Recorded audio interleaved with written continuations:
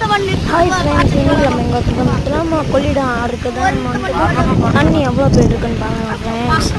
நான் காட்டுறேன் பாருங்கள். இப்போ நாங்கள் பைக்கை நிப்பாட்டிட்டு காட்டுறோம் பாருங்கள் ஃப்ரெண்ட்ஸ்.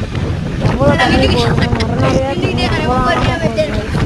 அந்த தடுப்பணை உடச்சிட்டு கூட போகுது பாருங்க ஃப்ரெண்ட்ஸ். பார்த்தாலே உங்களுக்கு தடுப்பணை உடச்சிட்டு போகுது உங்களுக்கு தெரியும் பாருங்க guys. எவ்வளோ அலையும் இதுவுமா வருது பாருங்க guys.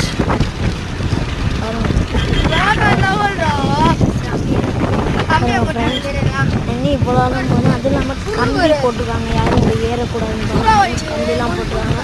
யாரும் எல்லாம் ஏறி குதிக்கக்கூடாது. அதுவும் இல்லாமல் அங்கே கை வைக்கக்கூடாதுன்னு கூட கம்பி போட்டுருக்காங்க. ஏன்னா அங்கே குதிக்கிறாங்க எல்லோரும் பாலத்து மேலே ஏறி, அதனால யாரும் குதிக்கக்கூடாதுன்னு போட்டுருவாங்க ஃப்ரெண்ட்ஸ்.